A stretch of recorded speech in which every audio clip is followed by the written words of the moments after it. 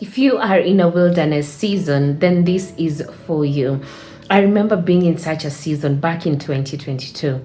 I had just lost my job. I was heartbroken and I had a choice to make. Was I going to go back to the alcohol, the relationships to numb my pain and to just get lost in depression and in anxiety? Or was I going to turn to God, who I believed could help me? I decided to turn to God because I realized that even though I had not put Him first, I was not walking in obedience or living a life that pleased Him. He was the only one that could help me. And so I turned to God.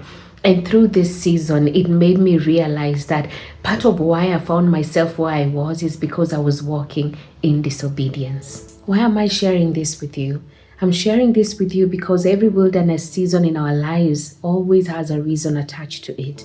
There is purpose. Some of you are probably in your waiting seasons, and God is in fact preparing you and molding you before you get to that other side. Some of you, it's simply because you have been walking in disobedience, and God is in fact trying to get your attention. Just like in the story of Jonah, the storm came because he ran away from what God had instructed him to do. And so a storm came, and that in fact got his attention. And through that, God was able to still show him that I am here and my mercy is available for you even when you do your own things. So in whatever season you may find yourself, always know that there is a purpose attached to it. God will not allow you to go through anything for the sake of going through it. There is always a reason. There is always a purpose attached to it. But here's the good news. A wilderness season does not mean that God is far from you or that He has forsaken you. A wilderness season is actually when you can truly draw from God's strength.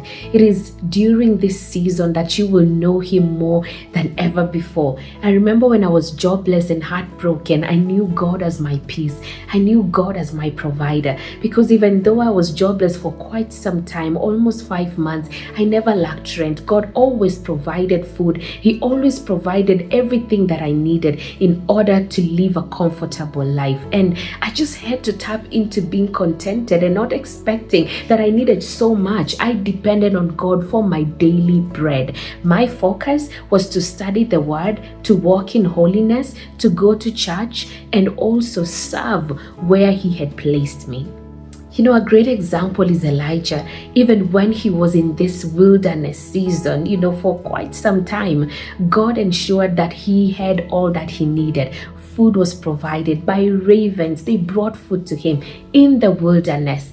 Even when everything was dry, God ensured that there was a brook that was providing water for him. He ensured that there was a widow in Zarephath who literally, with her last meal in the house, gave Elijah, and then God ensured that this widow never lacked even for a day. That just shows you that the wilderness season is not a time that God is far from you. It's actually a season when you can truly draw from His strength. It's the same thing with the Israelites. They were in the wilderness and God provided manna. He provided water from a rock. In your wilderness, that's where God's provision is the most available. You just need to open your eyes to the provision of God in your wilderness.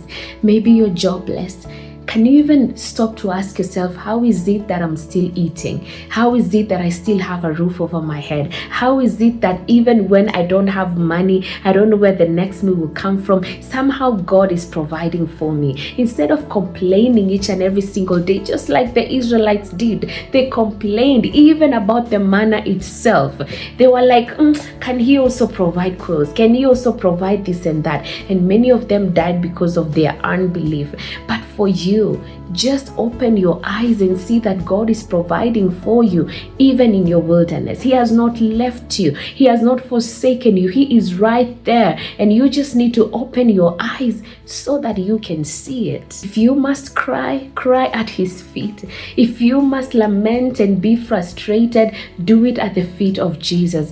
Do not go back to the world. Do not go and drink alcohol to drown your sorrows away. Do not go and look for the wrong friends. Do not enter into relationships just because you're looking for a rebound in order to feel better. All these things are temporary and they're going to make you feel worse than ever before. What you need to do is to turn to God and realize that He is in fact trying to get your attention. Listen to Him. Trust me, it won't be long. This season will pass. God is going to show you and reveal Himself to you in a way you have never seen before. This is not the time to ask God why. It's the time to ask God, what are you teaching me in this season?